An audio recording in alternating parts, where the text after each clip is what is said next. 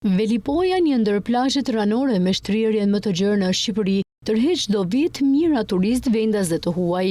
Shtimi i plazheve publike dhe menaxhimi më i mirë i hapësirës bregdetare edhe këtë vit kanë sjellë rritje të numrit të pushuesve që frekuentojnë këtë plazh.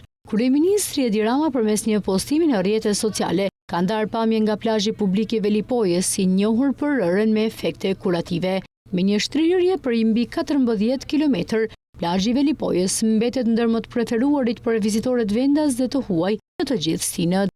Velipoja njihet por ashtu për ndërthurjen me hijeshi të detit, lumit, deltat me ishuj, kodrat, pylli, laguna dhe fusha, që tërheqin çdo vit më shumë pushues.